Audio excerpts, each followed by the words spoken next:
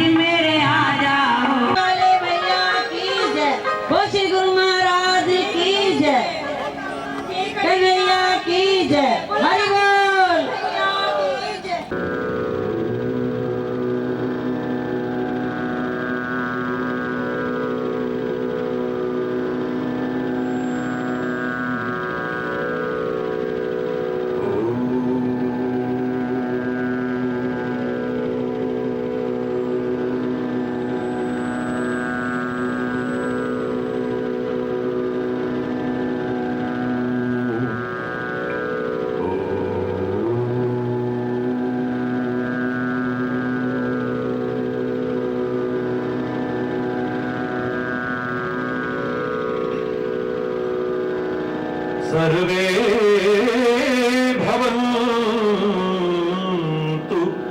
सुखिनः सर्वे सन्तु निरामयाः सर्वे भद्राणि पश्यन्तु मा कश्चित्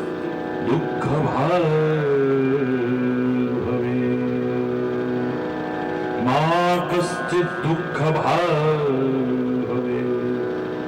ॐ शान्ति शान्ति शान्तिः।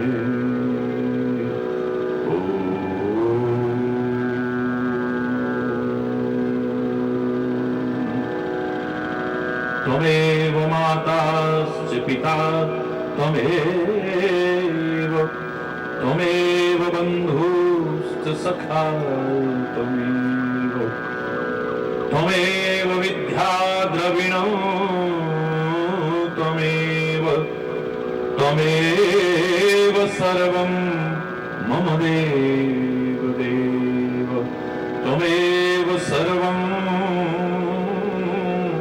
मम देव देव ॐ शान्ति शान्ति शान्ति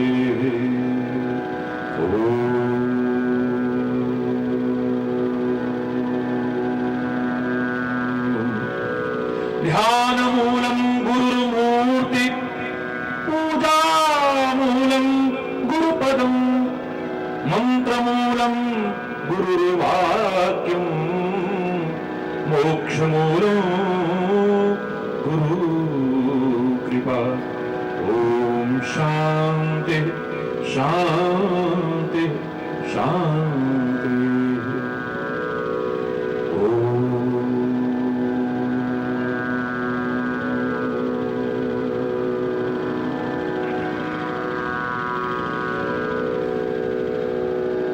ईश्वर तुम्ही कृपा करो ईश्वर तुम्ही कृपा करो तुम बिन हमारा कौन है तुम बिन हमारा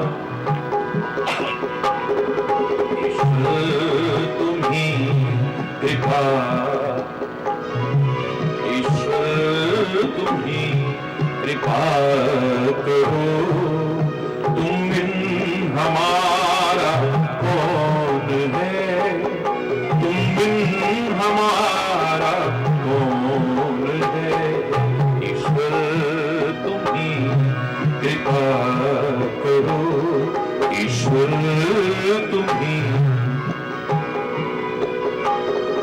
दुर्बलता दीनता हरो दुर्बलता दीनता हरो तुम बिन हमारा कौन है तुम बिन हमारा कौन है ईश्वर तुम्ही कृपा करो ईश्वर तुम्ही कृपा करो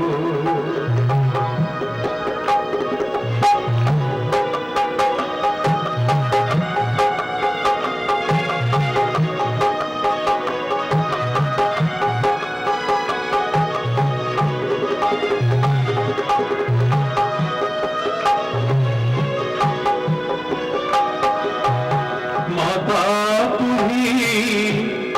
ही पिता बंधु तू ही सखा माता तू ही पिता बंधु तू ही सखा केवल तुम्हारा आसरा तुम्हारा आसरा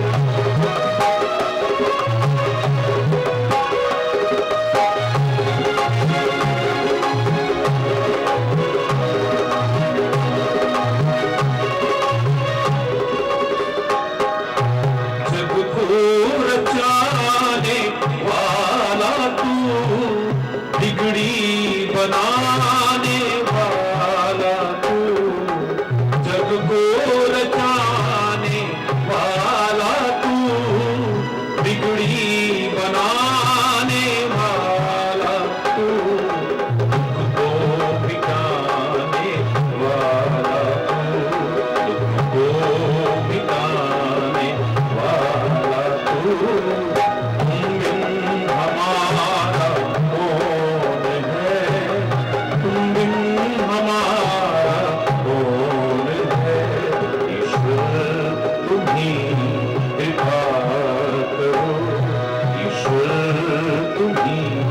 कृपा करो।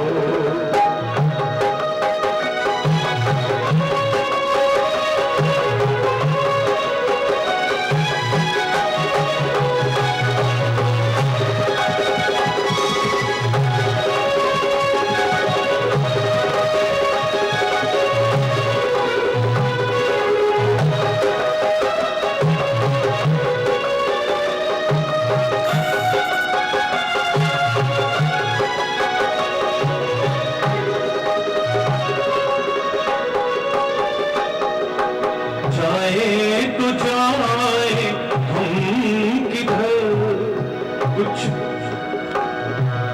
जाए तो जाए हम किधर, तेरी शरण को छोड़कर।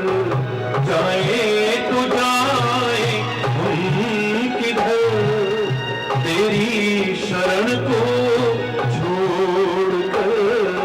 कुछ भी नहीं आता नजर, कुछ भी नहीं आता नजर। तुम हमारा कौन है, तुम हमारा कौन है।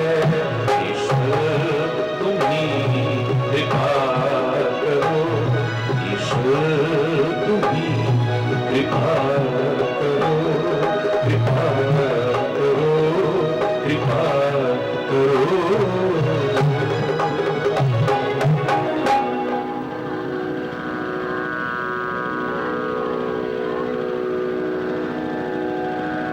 हरि बोल, हरि बोल।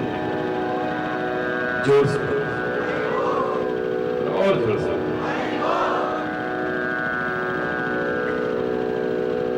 सौभाग्यशाली हैं हम सभी, परमात्मा की असीम अनुकंपा से ये क्षण मिल रहे हैं।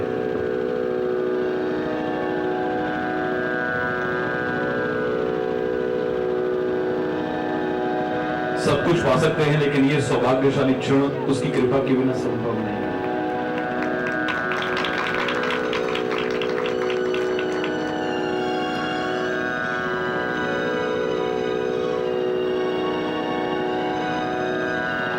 आज एक बड़ा अच्छा प्रश्न किया किसी ने, महाराज जी हम बहुत व्रत करते हैं, पर हमें नहीं लगा कि कुछ विशेष लाभ हमें मिला हो। कोई कुछ भी कहता रहे, लेकिन हमने अपने में कोई परिवर्तन का अनुभव नहीं किया है। क्यों करते हैं, क्या अर्थ है, क्या उद्देश्य है, आप कृपा करके बताने की कोशिश करो। आएंगे हम अपने प्रसंग पर। जाते जाते किसी ने प्रश्न लिख करके दिया है तो मैं जरूर करूं। व्रत का तात्पर्य होता है संकल्प।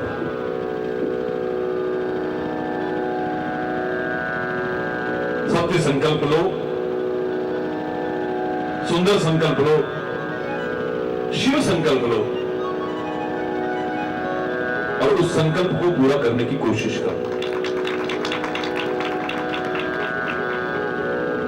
और व्रत को कहते हैं उपवास।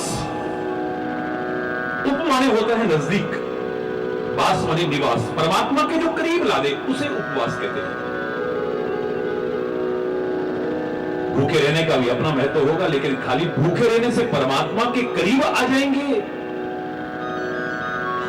मुझे संदेह लगता है। हरि बोल। उसके साथ भी कुछ आवश्यक है। ये जो आप करते हो, मैं नहीं कह रहा कि मत करिएगा, अवश्य करिएगा, मैंने भी बहुत किया है।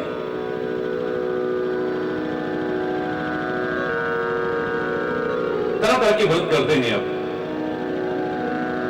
लेकिन ये क्यों किए जाए? महर्षियों ने ये व्यवस्था क्यों लागू की हमारे लिए? हमारा देश कृषि प्रधान देश है, ये तो आप जानते ही हैं, लेकिन आपको ये नहीं भूलना चाहिए कि कृषि प्रधान देश भी है और ऋषि प्रधान देश भी है। ऋषियों के संदेश को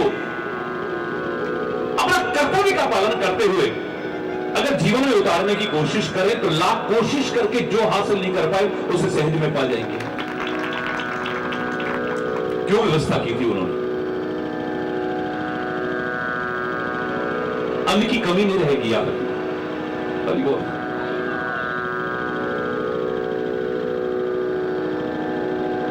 हफ्ते में एक दिन आपने व्रत किया, या सप्ताह में 15 दिन में एक दिन किया, महीने में एक दिन किया, या नवरात्रियों में 6 महीने बाद 9 दिन किया,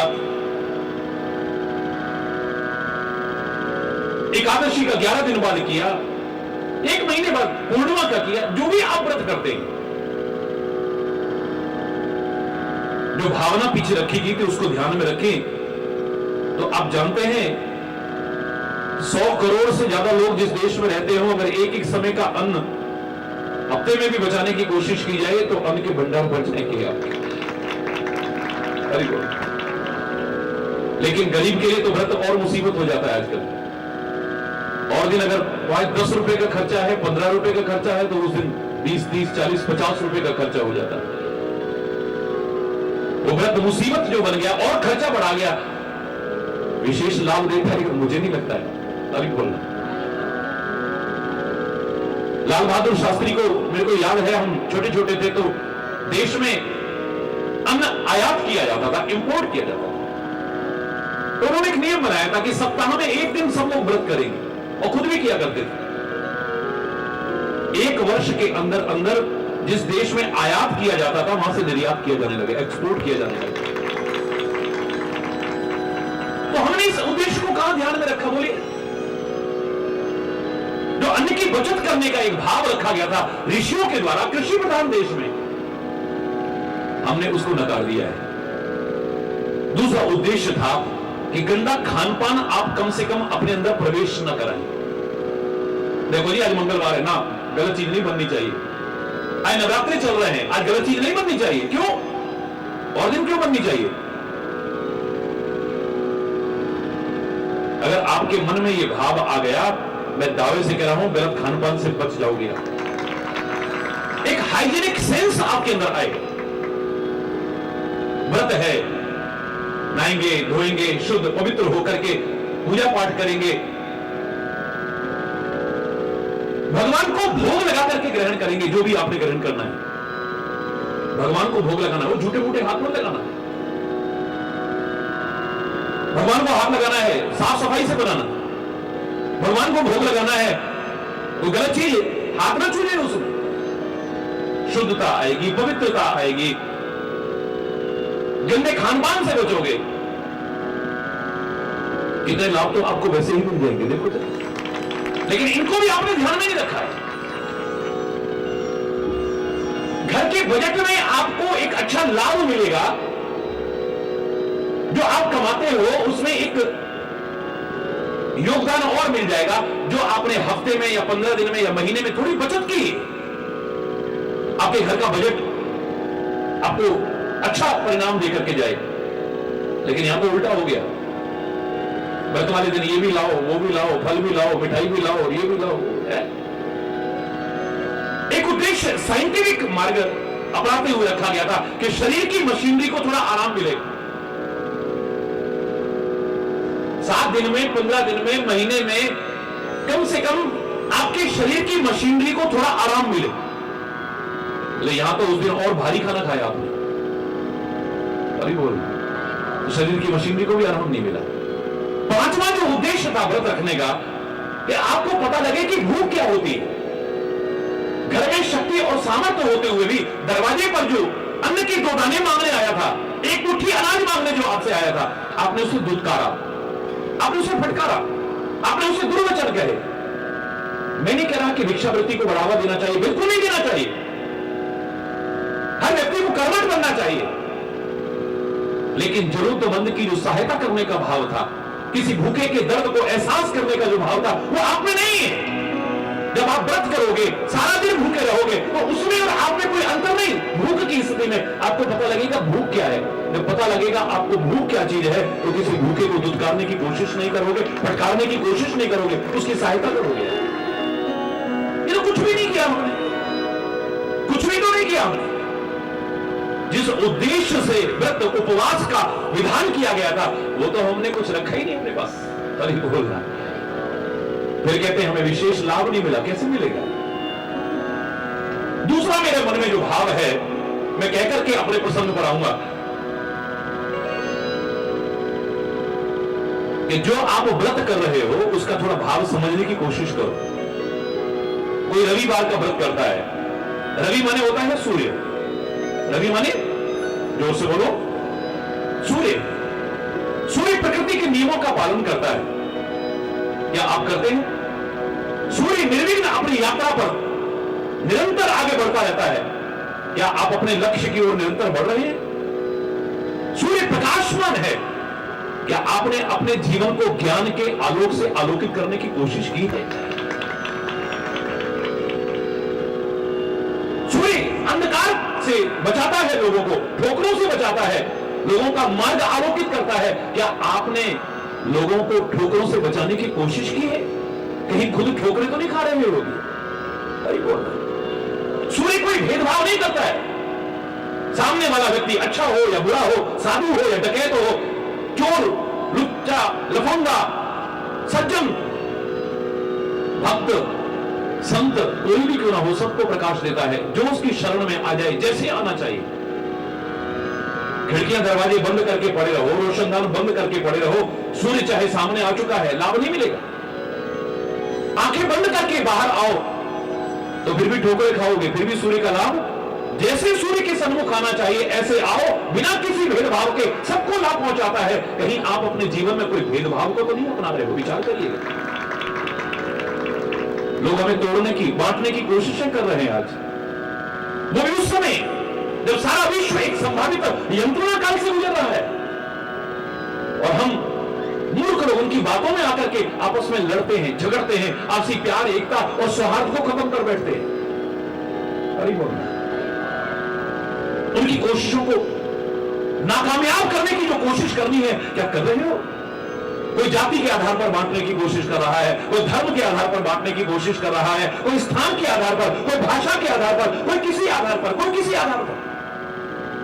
क्या इन संकीर्णता की दीवारों को तोड़ते हुए तुम अपने आंगन को चौड़ा करने की कोशिश कर रहे हो? विचार करो। सूर्य के लिए सारा संसार ही एक है, बिना किसी भेदभाव के सबको प्रकाश दे रहा है जो उसके पास है।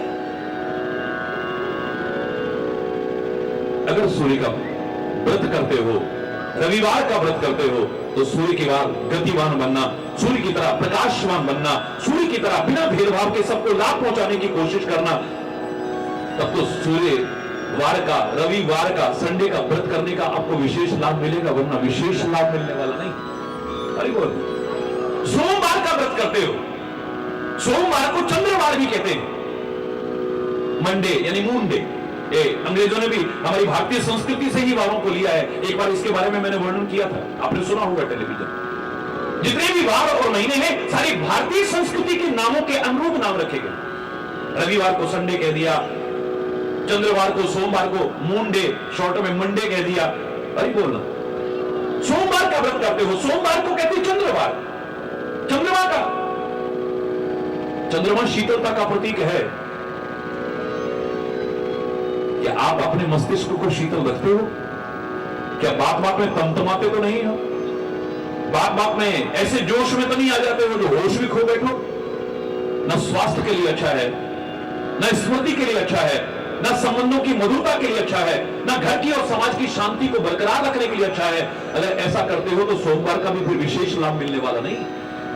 अगर सोमवार के व्रत का आप लाभ विशेष उठाना चाहते हो, जैसे आप करते हो करते रहना, लेकिन विचार करो, सोमवार को चंद्रवार कहते हैं, चंद्रमा का प्रतीक है, चंद्रमा शीतलता का प्रतीक है। क्या आपके अंदर शीतलता है? अरे बोलना, जीवित व्यक्ति मैं कहा करता हूं कौन है?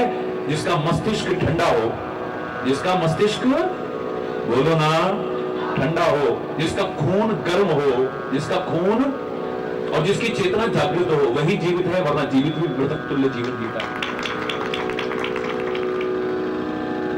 जीवित भी मृतक तुल्य जीवन जी रहा है। पर यहां तो हमें कोई ध्यान ही नहीं रखा है। पुराने जमाने की कहावत थी, बुजुर्ग लोग कहा करते थे, पैर गरम, पेट नरम, सिर ठंडा, आए हकीम तो मारो। डंडा मारने का तात्पर्य नहीं कि कोई हकीम मिल जाए तो उसको डंडा मारो, यानी आपको इलाज के लिए किसी डॉक्टर की, वैद्य हकीम की आवश्यकता नहीं पड़ेगी। पर आज ऐसा कौन है जिसको जरूरत नहीं पड़ रही है? सोचो, भगवान शंकर के सिर पर गंगा जी है, भगवान शंकर के सिर पर चंद्रमा है, और ऊपर से तुम भी गंगा जल चढ़ाते हो या कोई भी जल चढ़ाते हो। उनके मस्तिष्क पर तो गंगा जी भी है, उनके मस्तिष्क पर तो चंद्रमा भी है जो शीतलता का प्रतीक है। ऊपर से आप सब भी लोटा जल चढ़ाने की कोशिश करते हो जो शीतलता का प्रतीक है। लेकिन कभी अपने दिमाग को भी काश ठंडा कर लेते तो विशेष लाभ मिलता ना आपको। अरे बोल, हमारी भारतीय संस्कृति में मस्तिष्क को ठंडा रखने का चिंतन देवाधिदेव महादेव के चरित्र से भी दिया गया है। राम ने अपने नाम के साथ चंद्र लगाया है, कृष्ण ने अपने नाम के साथ चंद्र लगाया है। अरे बोल, हमारे जितने महापुरुष हैं, संत महापुरुष हैं, वो अपने माथे पर चंदन लगाते थे। चंदन का मतलब ये नहीं कि जो चंदन लगाए या तिलक लगाए या जटा बढ़ाए या सिर मुड़वाए वो संत बन जाता है, नहीं। चंदन का तात्पर्य था शीतलता। चंदन काय का प्रतीक है? बोलो, शीतलता का प्रतीक है। यानी वो भी सिखा रहे हैं कि अपने मस्तिष्क को शीतल रखो, बात बात में तमतमाने की कोशिश मत करो। याद करो मैंने क्या कहा था, 3 चीज के अभाव में हमारा घर, हमारा परिवार, हमारा समाज, हमारा राष्ट्र नरक की तरह बना हुआ है। 3 चीज का अभाव है। अगर ये 3 चीज व्यक्ति को आ जाए, इस धरा पर स्वर्ग न उतर जाए, तब कहिएगा। वो 3 चीज क्या है? हमें ठीक से रहना नहीं आता है। अरे हम जहां भी रहते हैं, हमें अंतरिक्ष के लिए नहीं बनाया था, पर अंतरिक्ष में रहना आ गया है। हमें आकाश के लिए नहीं बनाया, आकाश में रहना आ गया है। हमें सागर के लिए भगवान ने नहीं बनाया, हमें समुद्र में रहना आ गया है, समुद्र की गहराइयों में रहना आ गया है। लेकिन जिस पृथ्वी लोक के लिए बनाया था, काश उस पर भी ठीक से रहना आ जाए, यही स्वर्ग को ठहराएगा। हमें ठीक से रहना नहीं आता है जहां भी हम रहते हैं। हमें अपनी बात ठीक से कहना नहीं आता है। कुछ ऐसे बोल जाते हैं कि लड़ाई झगड़ा हो जाता है, कला कलेश हो जाता है, अशांति हो जाती है, वैर विरोध हो जाता है, मनमुटाव हो जाता है, घृणा पैदा हो जाती है। हमें ठीक से रहना नहीं आता है, अपनी बात ठीक से कहना नहीं आता है, और जहां जरूरी हो वहां सहना नहीं आता। ये 3 चीज आ जाए तो यही स्वर्ग होता है। सहना नहीं आता है, सहन शक्ति का अभाव हो गया है, बर्दाश्त नहीं होती है। पत्नी को पति की, पति को पत्नी की, माता पिता को बच्चों की, बच्चों को माँ बाप की, भाई को भाई की, मित्र को मित्र की, यहां तक कि गुरु शिष्य को, यहां एक दूसरे की बात बर्दाश्त नहीं। अरे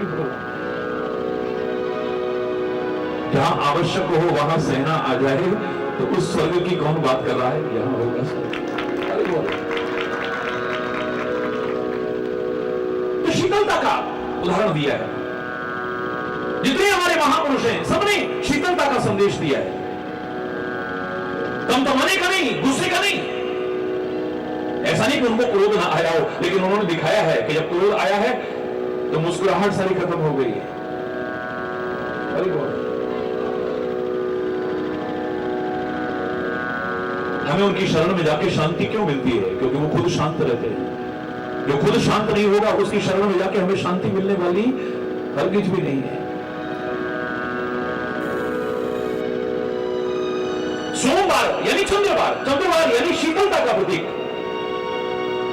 अंधकार में भी प्रकाश फैलाना है, यानी तमसो मां ज्योतिर्गमय का संदेश, अंधकार से प्रकाश की ओर आगे बढ़ने का संदेश। रात्रि में भी अपने प्रकाश को, अपनी शीतलता को, अपनी शांति को चारों ओर बिखेरने का संदेश है। चंद्रमा की कलाएं जैसे बढ़ती हैं, ऐसे तुम्हारे अंदर कलाएं और योग्यता दिनों दिन बढ़े, तब समझिए आप। अरे बोलो, सोमवार का व्रत करना भी आपका सार्थक हो जाएगा। आप जैसे करते हो करते रहना, लेकिन साथ में अगर उसे सार्थक करना चाहते हो, पूर्ण करना चाहते हो, इस बात पर भी ध्यान देना। मंगलवार का व्रत करते हो, मैंने सुना है मीठा खाते हो उस दिन। अरे बोलना, जोर से बोलो। सुना है मैंने, मीठा खाते हो ना मंगलवार के व्रत के दिन। तो मीठा खाते हो तो थोड़ा मीठा बोलना भी तो सीखो। कड़वा खाओ इस जबान से बोलते हो। अगर मीठा खाते हो तो मीठा बोलने की भी तो कोशिश करो भाई। और मंगलवार का व्रत है, क्या तुम्हारा मंगल में चिंतन हुआ है? क्या तुम्हारा जीवन मंगल में हुआ है? हम कोई भी कार्यक्रम प्रारंभ करते हैं तो मंगलाचरण करते हैं ना। मंगलाचरण का तात्पर्य मात्र श्लोक बोलना नहीं। मंगलाचरण का अगर भाव जानना चाहो मेरे विचार से तो मंगलमय आचरण जब तुम्हारा हो जाए तब समझो मंगलाचरण पूर्ण हुआ है। जब हमारा आचरण मंगलमय हो जाए, जीवन मंगलमय हो जाए, चिंतन मंगलमय हो जाए और मंगल भवन अमंगल हारी का स्मरण करते हुए कर्तव्य पथ पर आगे बढ़ो। मंगलवार का व्रत भी आपका पूर्ण हो जाए, बुधवार का व्रत करते हो, गणेश का स्मरण करके करते हो। विद्या और बुद्धि के विधाता और प्रदाता है गणेश। क्या आपने विद्या और बुद्धि के महत्व को समझा है?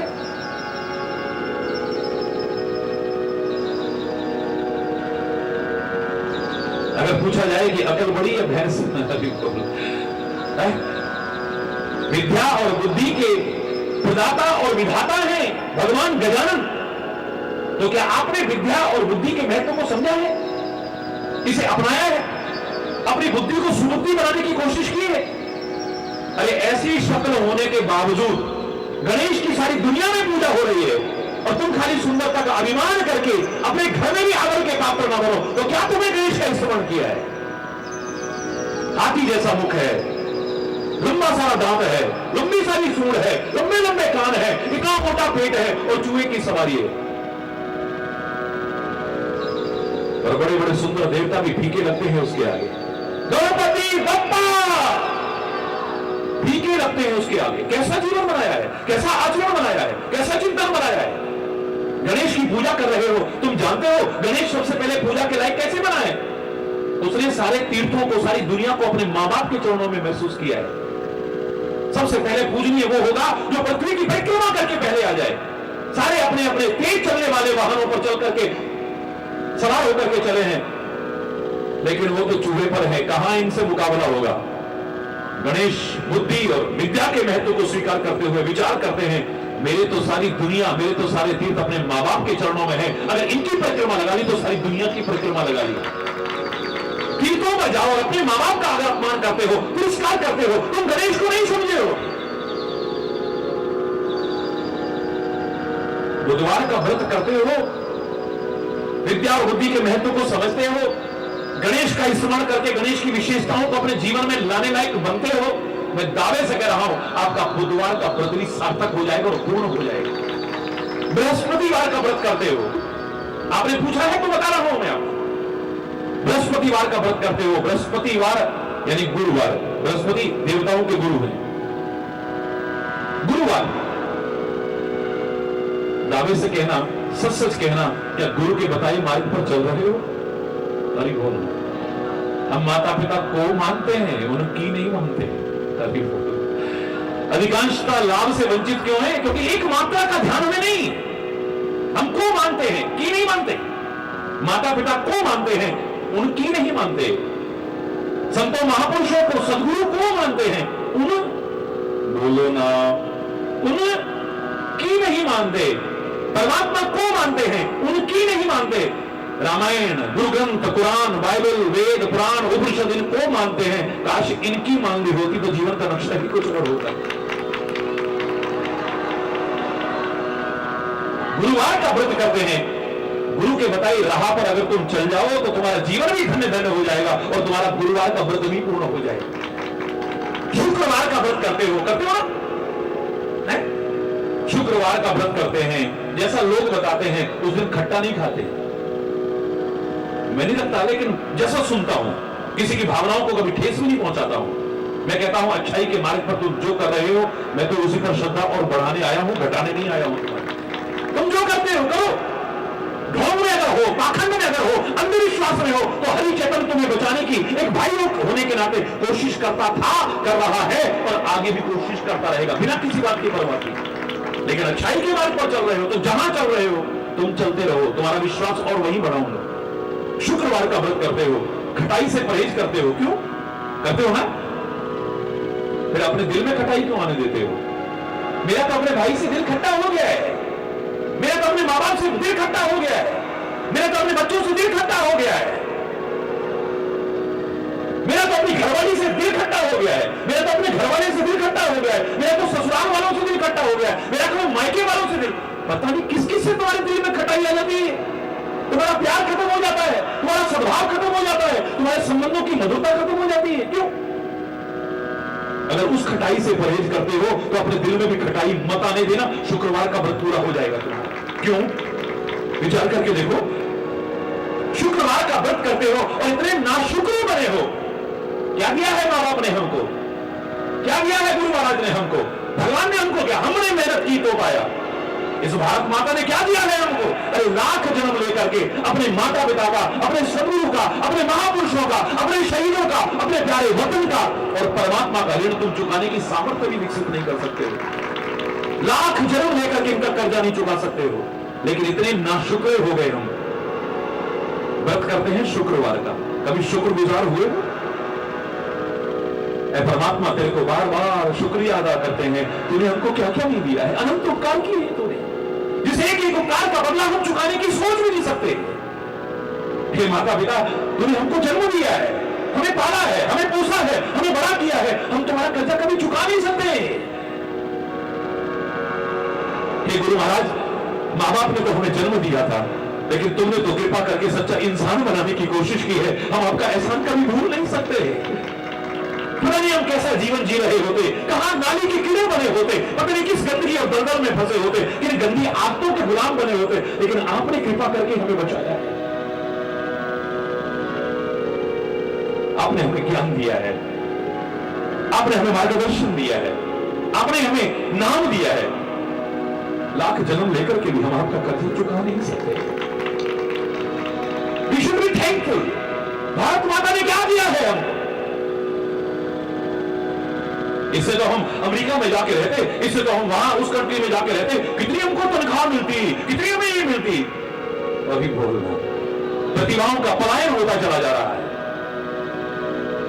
सारी जिंदगी जितना कमाएंगे उतना तो वहां जाने के लिए तैयारियों में अपना खर्चा कर बैठते हैं, जमीन जायदाद बेच बेच करके। लोग, एक वो टाइम था, इसी भारतवर्ष के लोग कहा करते थे, हम ये नहीं सोच रहे कि हमको भारत माता ने क्या दिया है, लेकिन इस भारत मां को हम क्या दे सकते हैं, ये सोचना है।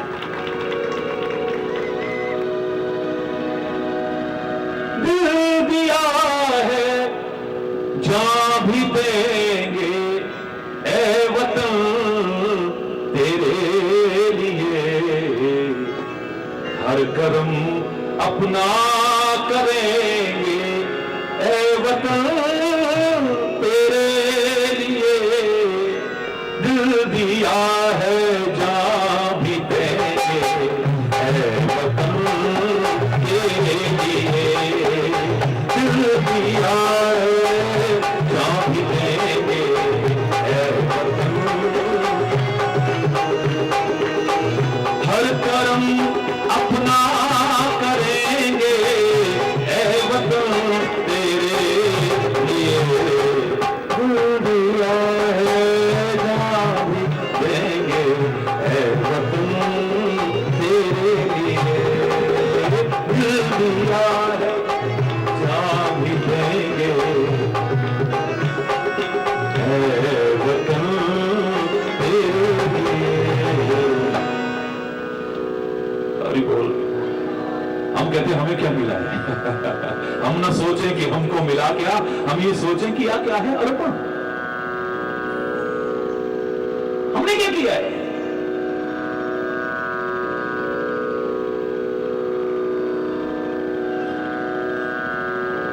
जिसके ऊपर अपना सब कुछ कुर्बान करने को तैयार हो जाते थे लोग, हैं? हम व्रत करते हैं शुक्रवार का।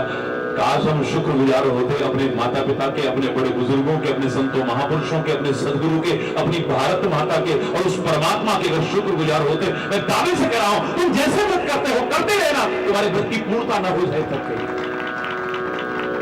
एकादशी का व्रत करते हो, 5 कर्म इंद्रियां हैं, 5 ज्ञान इंद्रियां हैं, एक मन है, ये 11 इंद्रियां हैं हमारी।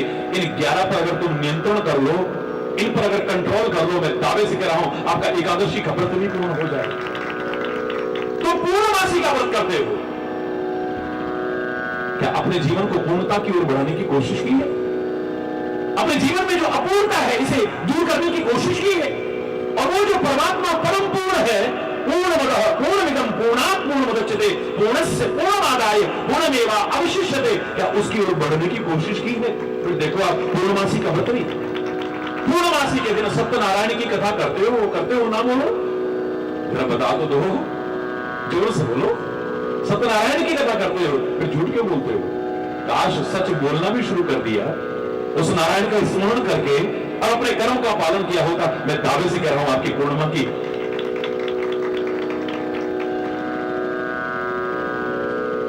एक और बीच में करते हो, प्रदोष का व्रत भी करते हैं लोग। तो दोष अपने दूर करने की कोशिश की, दुर्गुण अपने दूर करने की कोशिश की, गंदी आदतें गंदे व्यसन जो लगे हैं उनको दूर करने की कोशिश की, जिसकी वजह से घर नरक बना है, शरीर बर्बाद हो रहा है, शांति बर्बाद हो रही है, आपकी बेइज्जती हो रही है, जगह जगह शराबें पीते हो, मांसाहार करते हो, कुकर्म करते हो। क्या इनसे जुआ खेलते हो? इनसे बचने की कोशिश की?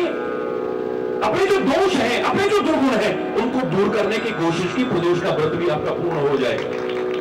नवरात्रियों का व्रत करते हो, नव द्वारों पर संयम किया है।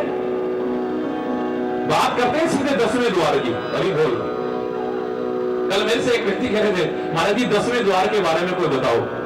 मैंने कहा जो पहले 9 द्वार है ना, उन पर नियंत्रण कर ले, बताने की जरूरत नहीं, 10वें द्वार में अपने आप पहुंच जाएगा, अपने आप पहुंच जाएगा। मैं किसी को नहीं बताता हूं, 10वें द्वार की चर्चा ही नहीं करता हूं। इस पृथ्वी पर अभी रहना नहीं आया, सीधे टोलियां गल्ला कर दो। अभी बोल, गल्ला करते सीधियां हो थोड़ियां, पहले ऐसे करना आ जाए, पहले यहां रहना आ जाए, वहां तो अपने आप हो जाएगा, तुम्हें करने की आवश्यकता नहीं पड़ेगी। तुम्हारे जो 9 द्वार हैं, इन 9 द्वारों पर संयम हो जाए, फिर देखो आप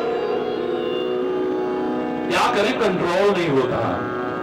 आंखें हैं कि इधर उधर चली जाती है, कान है कि इधर उधर विचलित हो ही जाते हैं, नासिका है कि जरा सी स्मेल कहीं से आई उधर खिंच जाती है। क्या करें, कंट्रोल नहीं होता। और जिनको अपने जीवन पर कंट्रोल नहीं होता, अपनी इंद्रियों पर कंट्रोल नहीं होता, उनका जीवन में कोई मोल नहीं होता यार, उनका जीवन अनमोल नहीं बनता है। ऐसे ही जैसे तैसे जिंदगी गुजार के चले जाते हैं, कोई जान भी नहीं पाता है। अरे वो कितनी तरह के व्रत करते हो, कितनी तरह के उपवास करते हो। अगर तुम इन चीजों को अपना लो तो परमात्मा के भी करीब हो जाओ और आपके व्रत की पूर्णता भी हो जाएगी। मैं दावे से कह रहा हूं, और लाभ न मिले ऐसा हो ही नहीं सकता है। जो कमियां हैं उनको दूर करना है, अपने मन को पहले पावन बनाने की कोशिश करनी है। तेरा मन दर्पण कहलाए, तेरा मन दर्पण कहलाए, तेरा मन दर्पण कहलाए। भले बुरे सारे कर्मों को देखे और दिखाए, तेरा मन दर्पण कहलाए, तेरा मन दर्पण। भले बुरे सारे कर्मों को, भले बुरे देखे और दिखाए, तेरा मन दर्पण कहलाए, तेरा मन दर्पण कहलाए।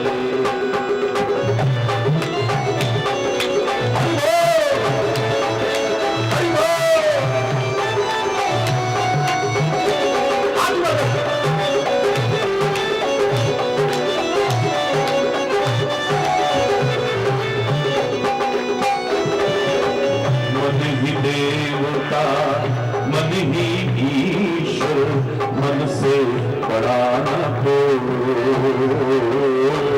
मन ही देवता।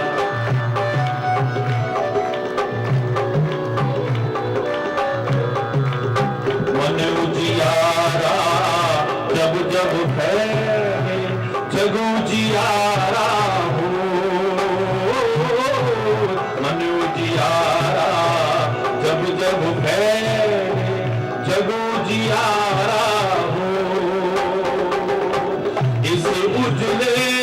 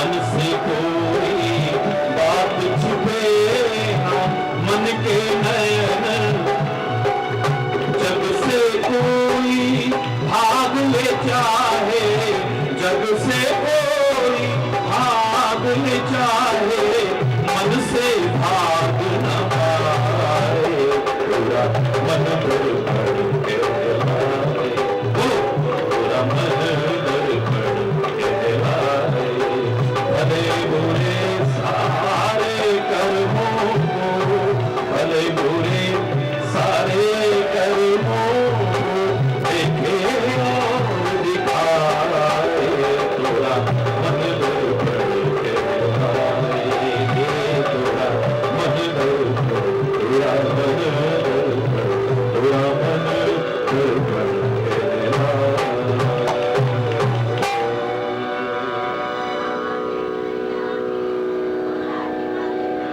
हरि बोल, हरि बोल। अगर ये विकार दूर ना हुए, एक तो इस मार्ग में आपको विशेष लाभ मिलेगा, मुझे नहीं लगता है। ये कमियां दूर ना हुई, दोष दूर ना हुए, दुर्गुण दूर ना हुए, कोई विशेष लाभ मिलेगा, मुझे नहीं लगता है। आप जानते हो लेकिन मानते नहीं। कुमति के रहते आपके अंदर ये दुर्गुण आते हैं, और जब तक कुमति है आप जानते हैं परमात्मा के करीब फटक भी नहीं सकते हो।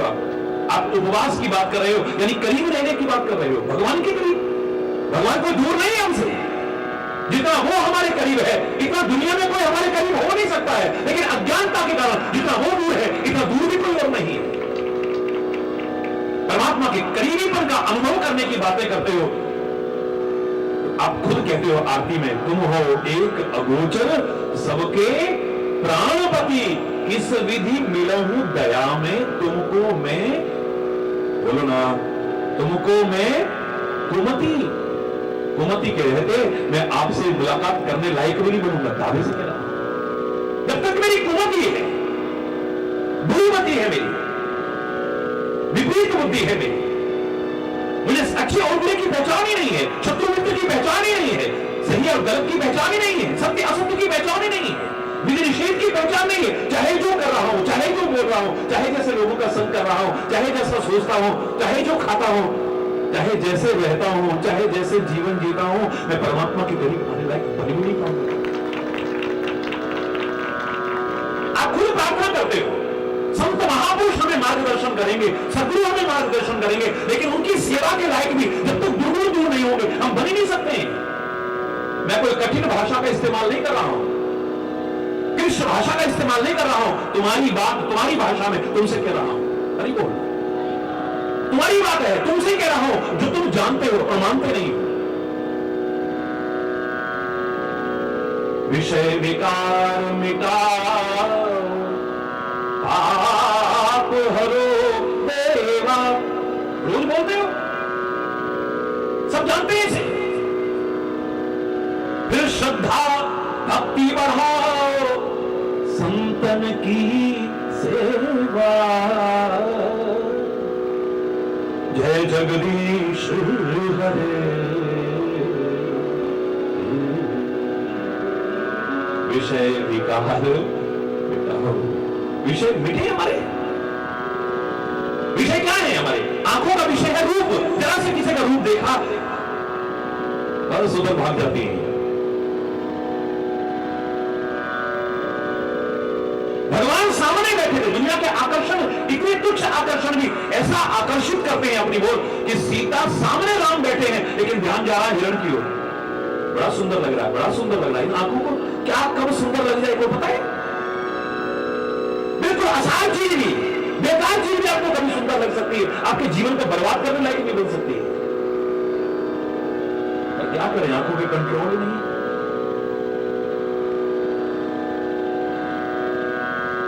क्या हालत हुई है सीता की, याद है आपको?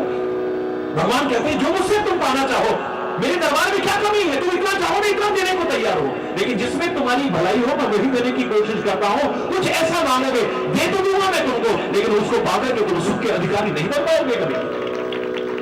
सीता के माध्यम से संसार के लोगों को कहना चाहते हैं, अरे वो संसार के लोगों, मुझे ठुकरा करके तुम सोने की खाल, नकली सोने की खाल नकली सोने की खाल तो क्या, तुम्हें सोने की लंका में भी पहुंचा दूं सीता की तरह, लेकिन तुम सुखी नहीं हो पाओगे मुझसे दूर रहकर। अगर तुम सुखी होना चाहते हो, आप सुंदरकांड का कभी पाठ करिए, उसके बाद में सीता ने कभी आंख उठा करके नहीं देखा है, फिर कभी गलती ना हो जाए मेरे से। एक गलती का परिणाम भगवान से दूर हो गई हूं, एक गलती का परिणाम इन राक्षसों के चंगुल में आ गई हूं, एक गलती का परिणाम इतना कष्ट उठा रही हूं। एक बार नजर गई थी हिरण की तरफ, तो उसके ये दुर्गति हो रही है। अब सीता की आंखें कहां रहती है जानते हैं? जिन्होंने कभी सुंदरकांड रामचरितमानस का पढ़ा हो, उसमें देखिए सीता की आंखें कहां रहती है।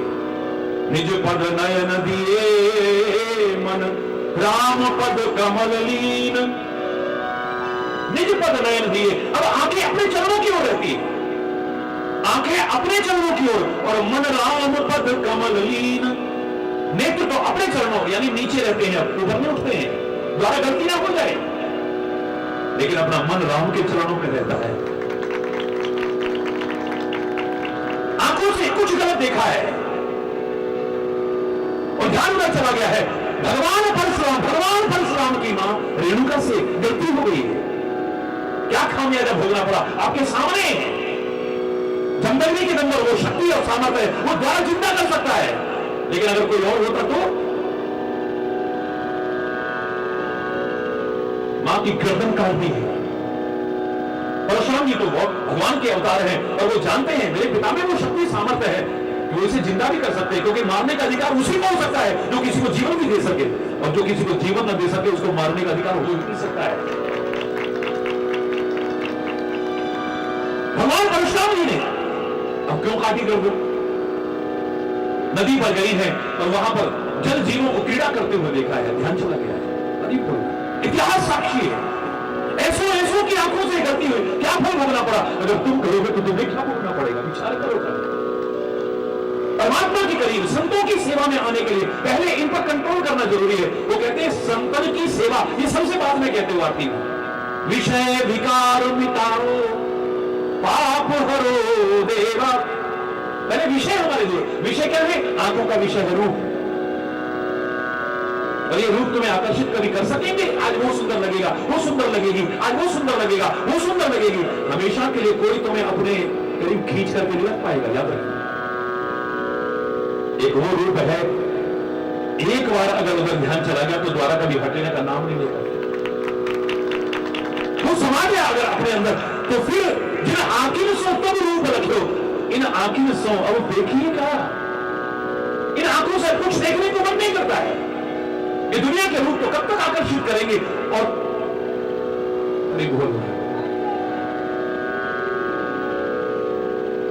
कान का विषय है क्या? शब्द। सुंदर सी जरा आवाज आई क्या, एकदम से कान में पड़ी और ध्यान उधर चला गया। लेकिन दुनिया के शब्द कितने दिन आकर्षित कर सकते हैं? दुनिया की ये बातें, दुनिया के ये गीत, दुनिया का ये संगीत कितने दिन आकर्षित कर सकता है? चैलेंज है मेरा। दुनिया का कितना भी अच्छा गाना बनाओ, हिट जाता है और 10 दिन बाद पिट जाता है। अरे बोलना, हिट जाता है और 10 दिन बाद फिर एक नया गीत आ जाता है। हमेशा के लिए बांध नहीं रख सकता एक गीत तुमको, जिंदगी भर कोई बांध के दिखा दे, गुलाम हो जाऊंगा उसका।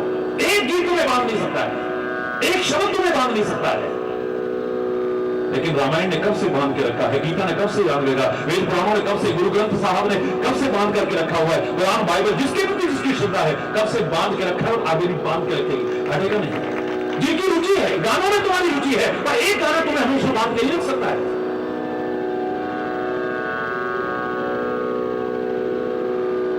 लेकिन उसका एक शब्द भी, हरि बोल, आज करोड़ों लोग बोलते हैं, बोलो जो से बोलो ना, जय माता दी, एक शब्द है और कब से बांधे हुए लोग। आकर्षण कब नहीं होगा और बढ़ेगा आकर्षण, जितना बोलते जाओगे उतना और नित्य नया लगेगा। सतनाम सतनाम सतनाम जी, शिवा है गुरु वाहे गुरु वाहे गुरु जी। कितना सा है बोलो, कौन से बोल रहे हैं और जिनकी श्रद्धा है बोल रहे हैं, बोलते थे और आगे भी बोलते रहेंगे, कभी आकर्षण कम होने वाला नहीं। सतनाम सतनाम सतनाम जी, शिवाय गुरु वाहे वाहे गुरु सतनाम सतनाम सतनाम जी वाहे गुरु वाहे गुरु वाहे गुरु सतनाम सतनाम सतनाम जी वाहे गुरु जी सतनाम सतनाम शिवाहे गुरु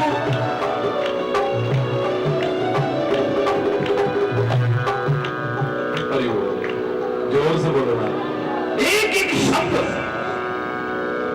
बांधे हुए था, बांधे हुए है और आगे भी बांधे रखेगा। कमाल क्या आकर्षण है, वो कभी कम होने वाला नहीं।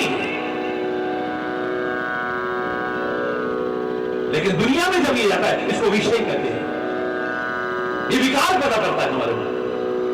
दुनिया का रूप हमारे मन में विकार पैदा कर देता है, दुनिया के शब्द हमारे मन में विकार पैदा कर देते हैं, दुनिया की गंध हमारे मन में विकार पैदा कर देती है, दुनिया का स्वाद हमारे मन में विकार पैदा कर देता है, दुनिया का स्पर्श भी हमारे मन में विकार पैदा कर देता है। दुनिया के विषय जब तक दूर न हुए तब तक उसके करीब आने लायक भी नहीं बन पाओ। इसलिए हम प्रार्थना करते हैं, विषय विकार मिटाओ पाप हरो देवा, श्रद्धा भक्ति बढ़ाओ संतन की। संतों की सेवा में बहुत बाद में है, उस लायक भी बाद में बन पाएंगे, उनके संग रहने लायक भी बाद में बन पाएंगे। पहले विषय वासनाएं हमारे मन से दूर, विकार हमारे मन, पाप हमारे मन से दूर। क्या है पाप?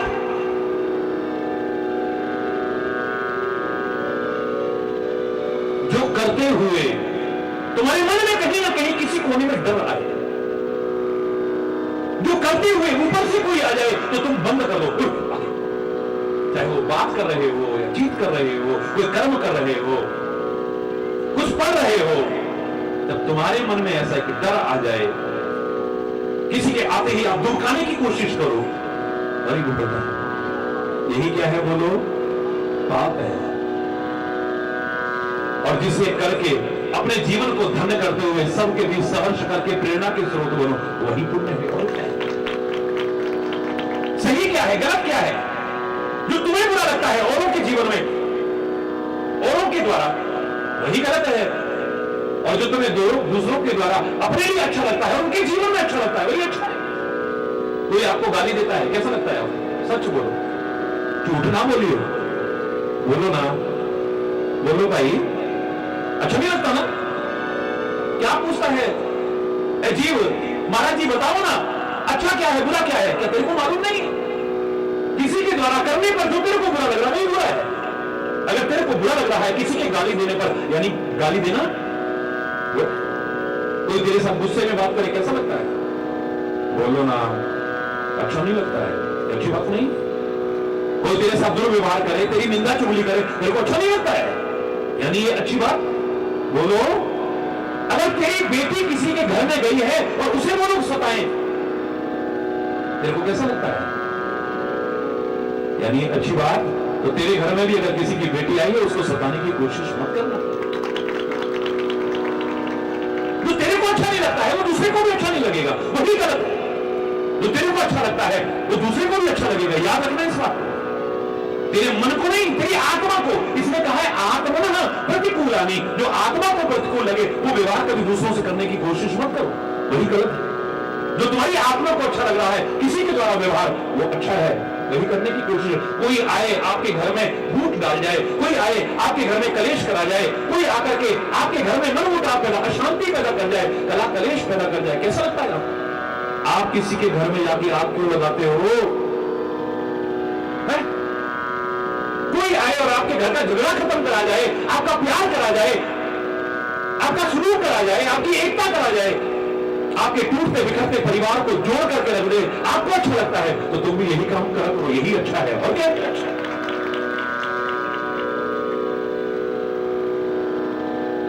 श्रद्धा भगति बढ़ाओ, सारी दुनिया बोलती है सारथी को, बहुत कम लोगों को मालूम। मैंने एक बार बताया था, ये यही पास के फिल्लौर के पंडित जी थे, श्रद्धानंद फिल्लौरी जी, उनकी बनाई हुई रचना है ये। अरे वो